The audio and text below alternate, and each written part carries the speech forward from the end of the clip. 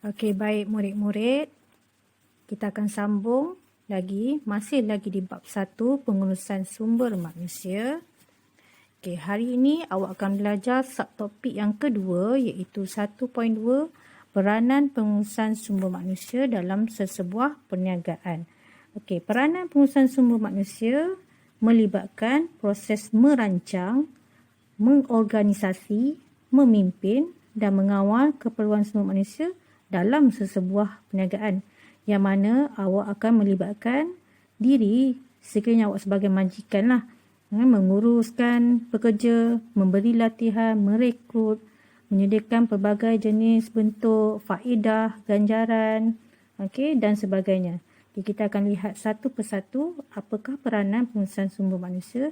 Yang pertama ialah keperluan pekerja, merekrut pekerja, kontrak pekerjaan dan deskripsi tugas. Okey, menggunakan teknik merekrut dan proses pemilihan yang boleh menarik calon berkelayakan menyertai sesebuah perniagaan. Okey, teknik merekrut ni ialah teknik awak menemu-duga. Awak sebagai majikan, macam mana cara awak menemu-duga untuk menarik calon-calon pekerja baru yang berkelayakan menyertai organisasi awak. Okey, yang kedua, menghuraikan bidang tugas dengan jelas supaya pekerja dapat menjalankan tugas dengan cekap. Ini adalah berkaitan dengan deskripsi tugas, iaitu awak memberi gambaran awal tentang tugas yang dijalankan. Okey, seterusnya, penawaran kontrak yang menarik akan memastikan kesetiaan pekerja. Ini bergantung kepada pemberian gaji dan pelbagai jenis allowance. Okey, bagaimana kita nak tarik perhatian calon-calon pekerja baru untuk bekerja di organisasi awak. Okey, selain itu juga kita akan tengok cara temu-duga itu dijalankan. Contohnya lah, awak membuat tawaran kerja kosong untuk mendapatkan tukang masak. Okey, cara ataupun teknik merekrut awak, tak semestinya awak buat sesi temu bual. Semestinya awak akan buat ujian memasak. Okey, awak bagi tahu dekat tukang masak tersebut, calon tersebut, okey, berapa minit dia memasak nasi goreng. Okey, kemudian tentukan masa 5 minit saja, kurang 5 minit. Okey, kemudian awak rasa dan nikmati nasi goreng yang dimasak itu sedap ke tak sedap dan sama ada dia layak atau tidak layak untuk menyertai organisasi awak. Okey, yang kedua, peranan yang kedua ialah membangunkan pasukan mencapai sasaran. Okey, peranan ini dapat mewujudkan semangat berpasukan yang mana perlunya ada nilai kerja sama, yang mana setiap pekerja akan berusaha untuk mencapai KPI, iaitu indeks pencapaian utama pasukan sebagai petunjuk prestasi pencapaian pekerja. Ini merujuk kepada target bagi setiap departmen ataupun bahagian-bahagian fungsian. Okey, wujudnya sikap kerjasama melalui perkongsian pengetahuan, pengalaman dan kemahiran dalam kalangan ahli ataupun pekerja bagi mencapai sasaran pasukan yang telah ditetapkan. Itu tidak wujudlah perasaan hasad dengki dalam kalangan pekerja. Itu seboleh-bolehnya dapat dielakkan. Okey, seterusnya, peranan yang ketiga ialah prestasi pasukan. Okey, prestasi pasukan akan mempengaruhi kuantiti dan kualiti sesuatu pengeluaran. Di samping juga, dia dapat mempengaruhi produktiviti pengeluaran dalam sesebuah perniagaan. Produktiviti itu ialah daya pengeluaran sesuatu produk. Okey, yang kedua, meningkatkan prestasi dan motivasi pasukan melalui latihan dan kursus yang diberi secara intensif.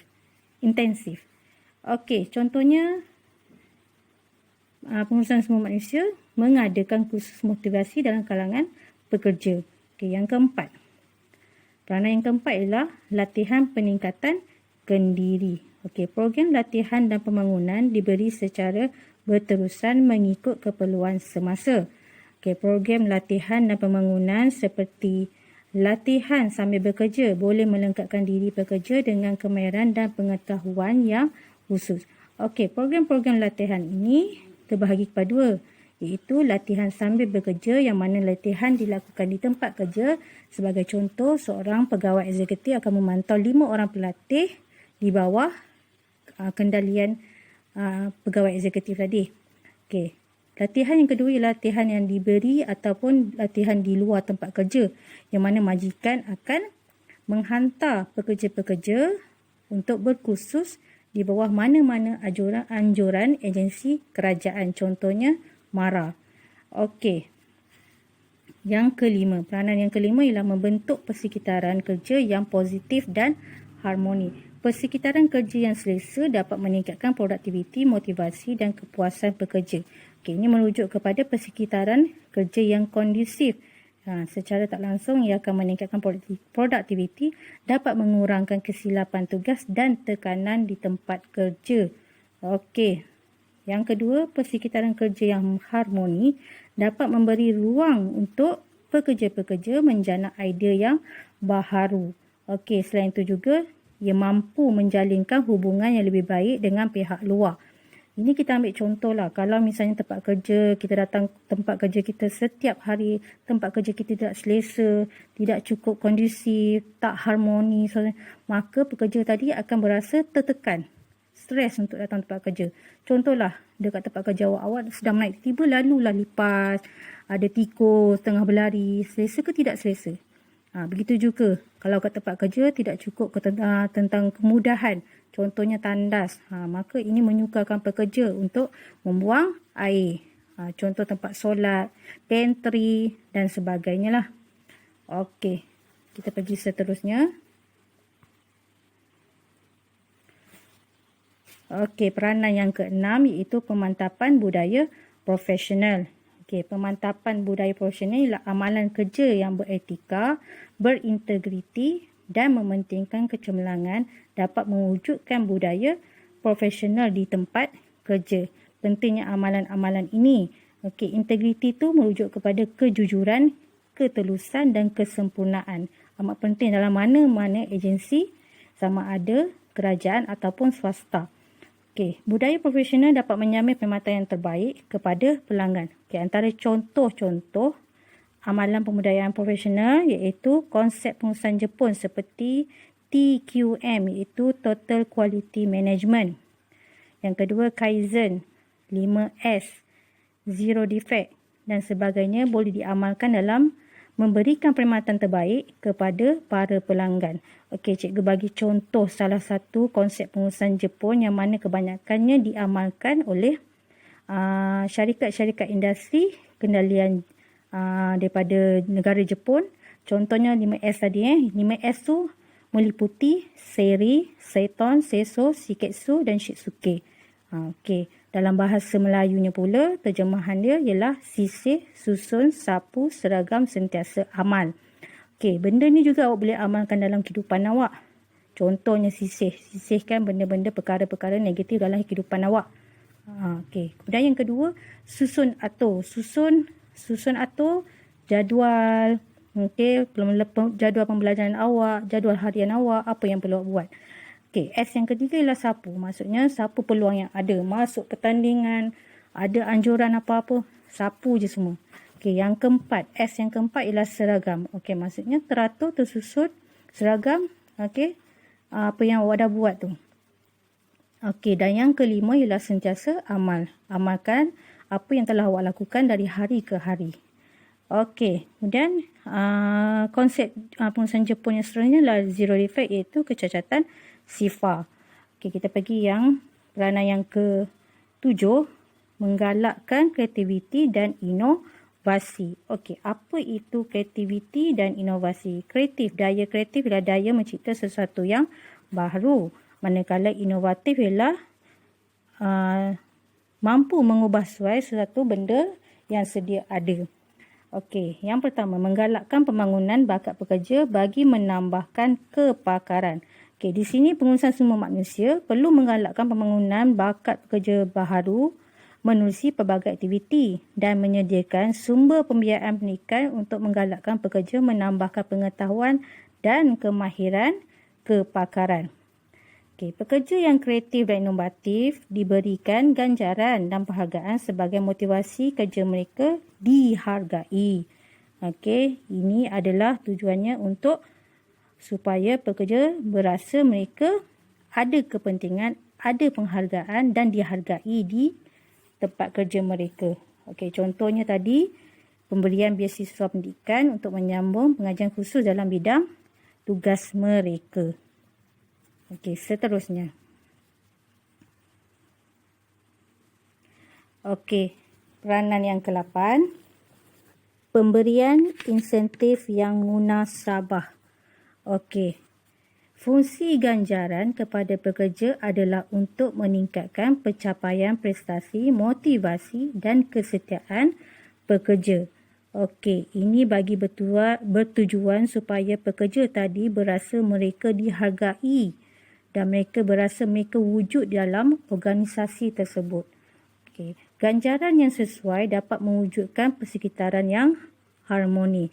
Okey, bentuk-bentuk contoh pemberian insentif. Insentif ada dua, satu adalah bentuk kewangan, satu lagi insentif berbentuk bukan kewangan. Okey, insentif yang berbentuk kewangan ialah dalam berbentuk wang seperti gaji, allowance, bonus. Okey, manakala insentif yang bukan berbentuk wang seperti percutian, apalagi KWSP, caruman perkeso, majlis sambutan hari keluarga, lawatan ke luar negara, apalagi anugerah pekerja cemerlang, itu berbentuk-bentuk penghargaan ganjaran lah. Okey, dan yang terakhir, peranan yang terakhir ialah pemberhentian pekerja. Okey, terdapat beberapa jenis penamatan kontrak perkhidmatan seperti persaraan, penamatan perkhidmatan secara sukarela. Yang ketiga, penamatan perkhidmatan secara tindakan disiplin. Dan yang keempat, pemecatan terhadap pekerja. Jadi keseluruhannya ada 4 jenis penamatan kontrak. Cikgu ulang balik. Okey. Jenis penamatan kontrak perkhidmatan. Yang pertama ialah persaraan. Yang kedua, penamatan perkhidmatan secara sukarela. Yang ketiga, penamatan perkhidmatan secara tindakan disiplin. Dan yang keempat ialah pemecatan terhadap pekerja. Okey, perniagaan perlu ada sistem pemerintahan yang sistematik supaya tiada pembaziran sumber manusia. Okey, ini adalah bertujuan, contohnya lah kita ambil pekerja kontrak. Itu tempohnya 1 tahun. Ataupun pekerja tersebut berhenti kerja. Maka perlu ada sistem penggantian, iaitu dalam tempoh pekerja itu akan berhenti, dah ada pengganti untuk menggantikan tempat pekerja tersebut. Kalau tidak, akan menyebabkan kos latihan meningkat. Okey, pekerja yang menamatkan perkhidmatan atau diberhentikan perlu diberi ganjaran atau pempasan yang setimpal sebagai tanda penghargaan atas sumbangan mereka.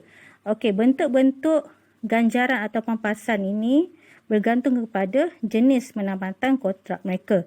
Okey, contoh bentuk ganjaran atau pempasannya adalah seperti bayaran gratuiti, persaraan dan pencen. Ketiga-tiga ini adalah tanda penghargaan atas sumbangan mereka. Tetapi seandainya kalau pekerja tadi ditamatkan perkhidmatan secara tindakan disiplin atau pemecatan, maka tiada bayaran gratuiti ataupun bentuk-bentuk ganjaran tadi. Okey. Selain itu juga, pemerintahan pekerja ini dapat memastikan